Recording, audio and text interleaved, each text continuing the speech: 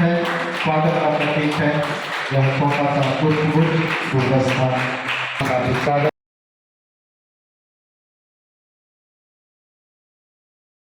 भी हमें भी लगता है कि कैसे होगा और क्या होगा। हम लोग पहले 10+2+3 का एजुकेशन पद्धति के साथ चलते थे और उससे पहले 11+2+3 का पद्धति था।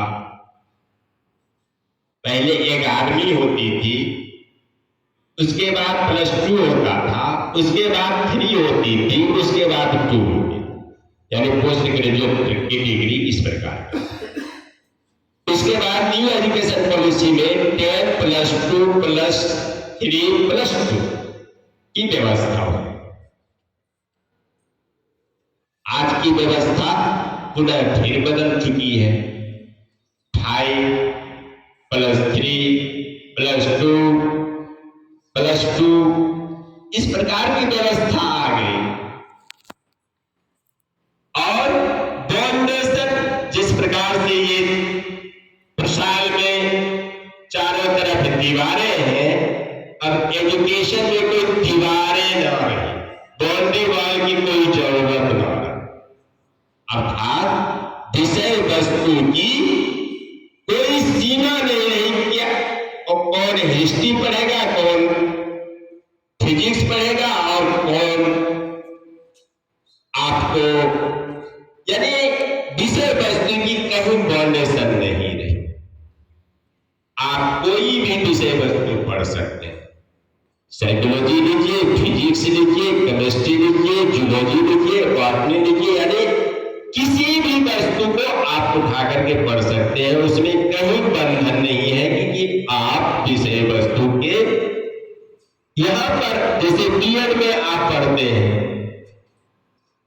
तो बीएड में भी आपके स्ट्रीम होगा, कुछ पेपर आपके मेन होते हैं, कुछ आपके स्पेशल हो जाते हैं, होते हैं ना कि सभी पेपर सबको नहीं पढ़ना है। मेथोडोलॉजी जो है, पैडागोजी जिसको बोलते हैं, वो अलग हो जाती है।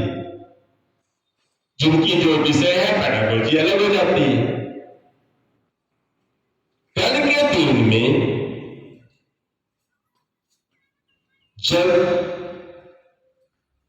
आप टेक्नोलॉजी पढ़े, इंजीनियरिंग का सब्जेक्ट पढ़े, साइकोलॉजी पढ़े, मेडिकल साइंस की सब्जेक्ट पढ़े, हिस्ट्री पढ़े, कोई भी सब्जेक्ट आपको पढ़ने के लिए कोई बाध्यता नहीं रहेगी।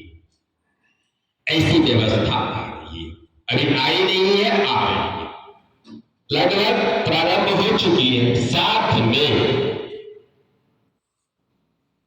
किसी कारणवश आप 1 साल की पढ़ाई या अध्ययन आपने किया और बीच में आपको अब पढ़ने की मन नहीं है। सपोज हमारी जो सामाजिक व्यवस्था है उसमें क्या होता है कि मान लिया जाए एक आयु सीमा है कि शादी की इतनी हो आयु सीमा, लेकिन उसको हमारे समाज में मानते नहीं है। पहले भी स्टार्ट कर देते हैं कि अब बच्चा सयानी हो रही है, अब उनकी हम शादी कर लें, हम उन्हें थोड़ी मुक्ति हमें मिल जाए। तो मान लिया जाए कि 1 साल उन्होंने पढ़ लिया, फिर बीच में ड्रॉप हो गया, तो एक क्रेडिट हो गया। 1 साल का जो आपके पास पढ़ाई का आपने एग्जामिनेशन दिया, जिस प्रकार से बैंक में आप पैसे रख देते हैं वो क्रेडिट हो जाती है, उसी प्रकार यदि आप 1 साल की पढ़ाई कर लिए तो आपकी क्रेडिट हो गया, वो जाकर के जमा हो गई, जिसे सर्टिफिकेट कोर्स कहेंगे। 3 साल के बाद हमारी इच्छाएं फिर हुई कि हम कुछ कर लें। कभी कभी मन चलता है कि अभी तक तो बैठे हुए थे, अब फिर हम कुछ कर लें। फिर आप जाकर करके प्रारंभ किए, साल भर पढ़े, एग्जामिनेशन दिए, तो दूसरा साल कंप्लीट हो गई, वहां डिप्लोमा आपको मिली, वो भी वहां जाकर के क्रेडिट हो गई। हो सकता है कि इस बीच में आपका और भी कोई कंधे पर भार हो, नहीं पढ़ाई कर पाए, छूट गया बीच में, फिर 1 साल छोड़ दी, फिर तीसरे साल के बाद फिर आए कि हमको फिर पढ़नी है, फिर आपने अध्ययन किया तो उसमें से छूटता चला गया। तो इस प्रकार से 4 साल जब आप पढ़ लीजिएगा तो ग्रेजुएशन की डिग्री आपको मिल जाएगी। अब जितने दिनों में पढ़े, पहले था कि 2 साल के बाद आप एग्जामिनेशन नहीं देंगे तो आप खत्म हो गए, आपकी रजिस्ट्रेशन खत्म हो गई। अब आपकी रजिस्ट्रेशन खत्म नहीं हो रही है। इस एजुकेशन पद्धति में आपकी जो अध्ययन और अध्यापन है वह आपका यथेष्ट रह जाएगा। जिस प्रकार से आप यदि अपने बैंक से पैसे नहीं निकालते हैं तो आपकी वहां पड़ी हुई है, उसी प्रकार से आप यदि जितने भी दिन की पढ़ाई की और उसमें एग्जामिनेशन आपने दिया वह आपके अध्येष्ट पड़ा हुआ है, आप उसे कभी भी भजा सकते हैं। ये तो अच्छी बातें हैं,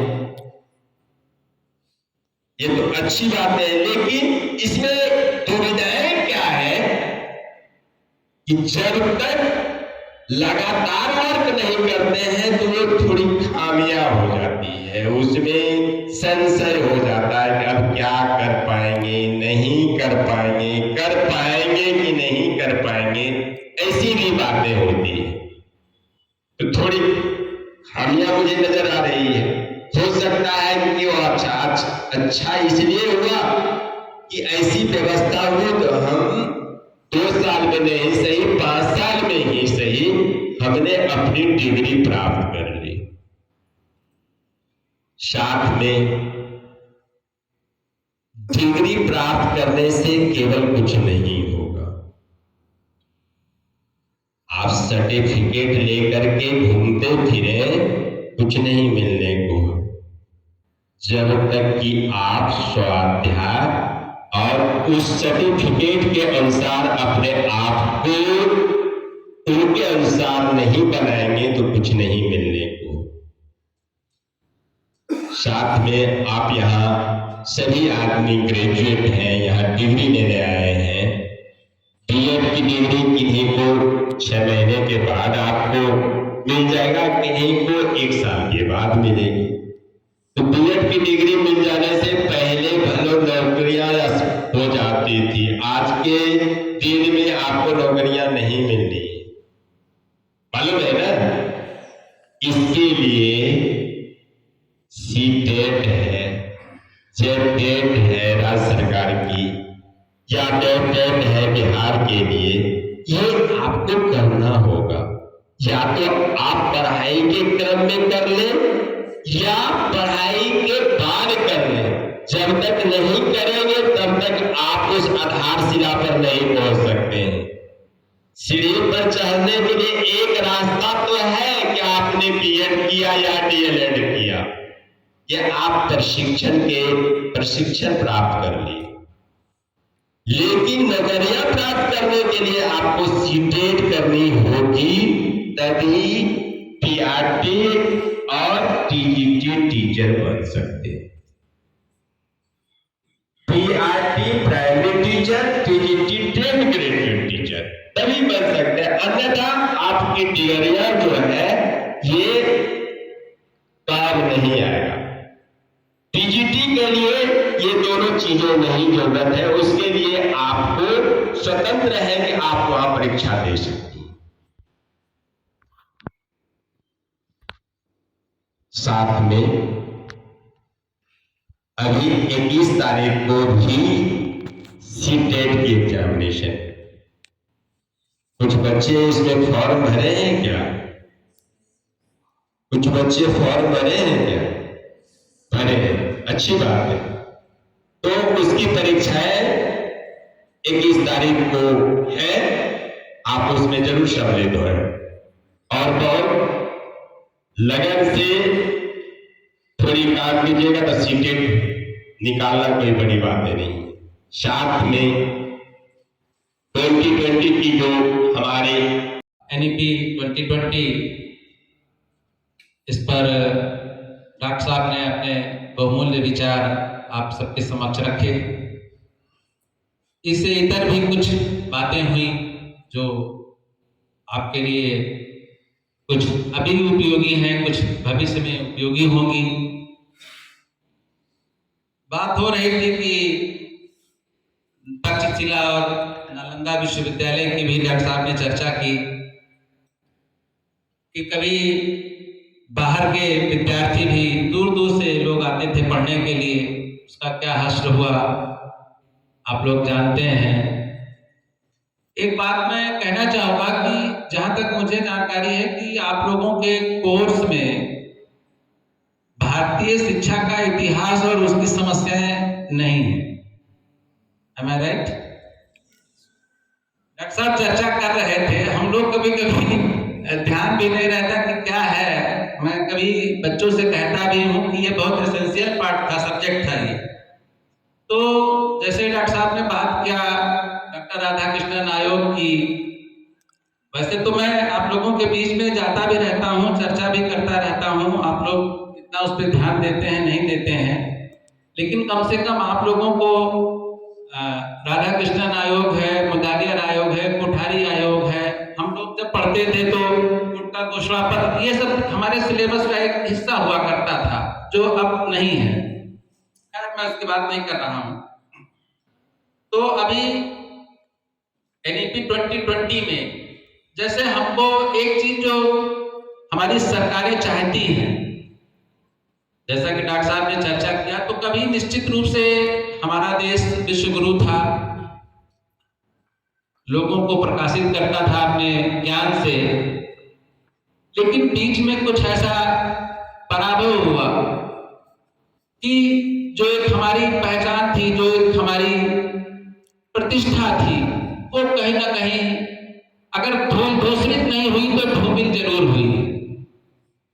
तो उस वैश्विक स्तर पर हमें भारत को एक बार पुनः महाशक्ति अगर बनाना है तो NEP 2020 में जो भी प्रावधान भारत सरकार ने किए हैं, अगर उनका क्रियान्वयन अच्छी तरह से हो पाया, जिसकी पूरी संभावना है, अगर सरकारें नहीं बदली तो क्रियान्वयन भी निश्चित रूप से होगा। तो अगर योजनाएं धरातल पर उतरी तो निश्चित रूप से बहुत परिवर्तन होगा, जो हम सभी लोगों के लिए, खासतौर से युवाओं के लिए बहुत लाभकारी होगा। मैं ज्यादा समय नहीं लूंगा, डॉक्टर साहब ने काफी विस्तार से चर्चा की है इस पर। मैं डॉक्टर साहब को अपनी तरफ से और जसपुरिया परिवार की तरफ से बहुत बहुत धन्यवाद ज्ञापित करता हूँ और उम्मीद करता हूँ कि भविष्य में भी आपका मार्गदर्शन हमारे बच्चों को यूं ही मिलता रहेगा।